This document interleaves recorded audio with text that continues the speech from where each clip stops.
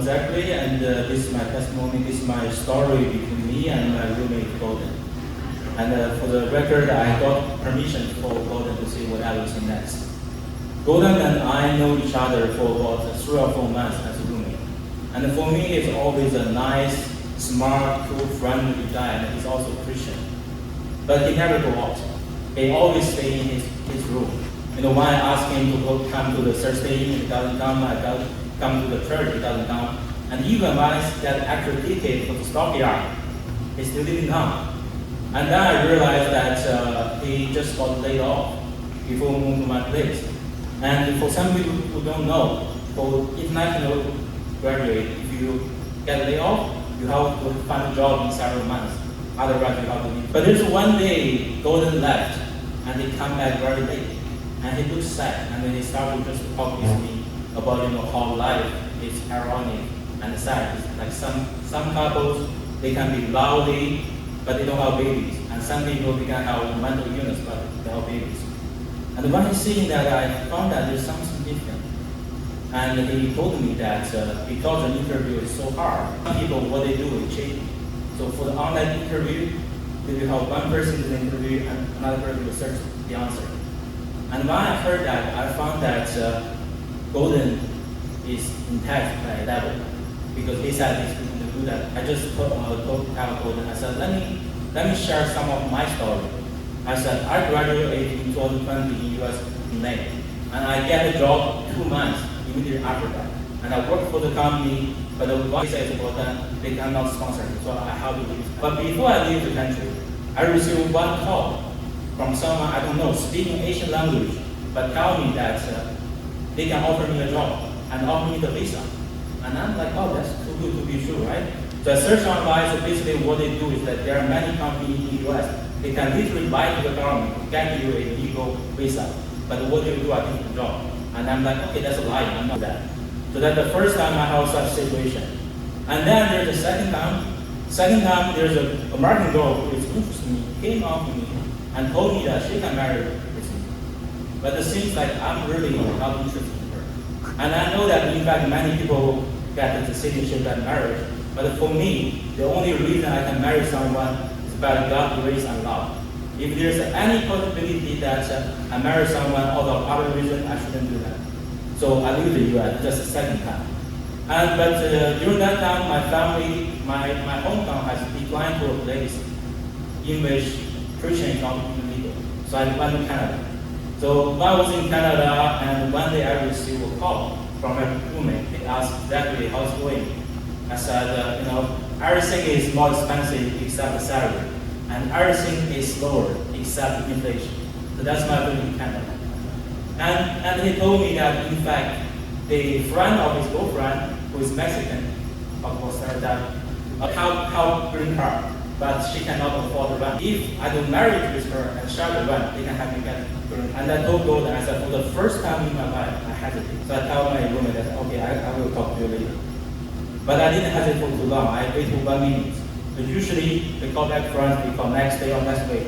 But I cannot wait. So I called my roommate. I said, thank you, brother, I cannot do that. And I told Golden, I said, just give you some context.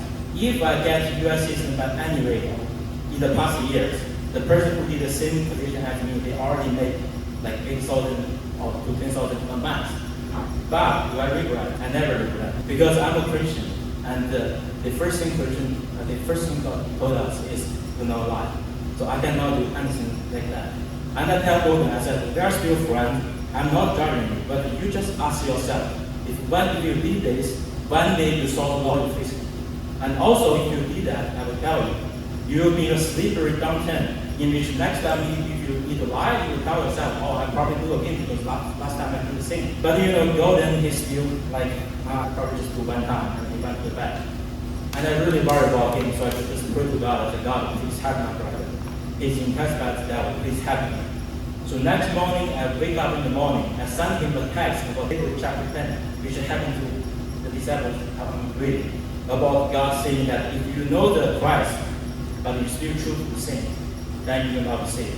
So I sent him in the morning, and I said, I already what I can do. So I go to the gym, And when I come back, I saw Gordan's car. It's in front of the house. So I went to his room, his room. I said, Gordan, you didn't do that? And he said, yeah, this morning after I read your text, I really cannot do that. So I said, oh, brother, let me give you a hug. And I said, to reward your faith, I'm going to take you to lunch. And we go to lunch and visit the library. So what I want to see, as Christian and as young adult, we have so many hardships in our life. But on the one hand, the thing we need to face first is God's grace. We need to listen to God. Also, another thing we have learned from people then and this experience, we need each other.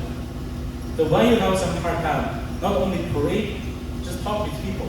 Sometimes, I saw the message from the slide, like some people kind of want us to pray for them, but you kind of feel shy about the testimony or experience their own problem. But we love each other, we are brothers and sisters. We meet each other and we will help each other. So this is my story, and with my story, it's also kind of sum up my experience here. I would like to take this opportunity to encourage several people. First, I will encourage Eric, because your discipleship to me, without you, it will not even my belief so quickly, so much. Because you really show me with your behavior that you really into it. You really would like to spend time and effort to help me. And I would also like to appreciate Blake to arrange the lunch after the services. I wish more people did that. And I will also, you probably don't know that, but I will pretend it. Because when I just joined the lunch, it's very hard for me to join the conversation. So you always ask me the open question. So appreciate that. And I will appreciate Mark. I appreciate your direct, because I'm a direct person. And you're more direct than me. And you show me that direct people can also have friends and can also have good work. And I will also Travis to give me right, and before I get a driver's license, and recommend you to a doctor. And I appreciate everyone in this church.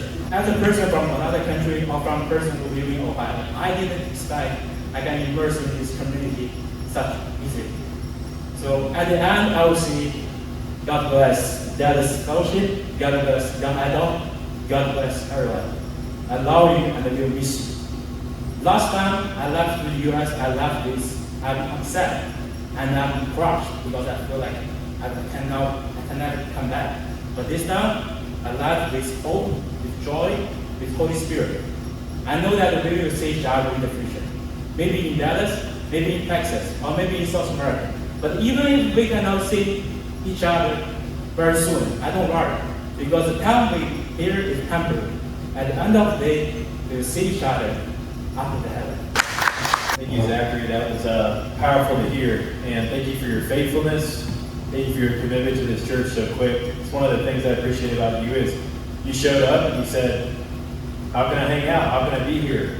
I want to be involved. And I wish more people had your heart for just wanting to be in others' lives. So thank you. We've enjoyed our time with you. And what are you going to say, Mark? Something direct? I would say he was all in for now. Yeah, there we go. All in for now. Come on now. I like that, Mark.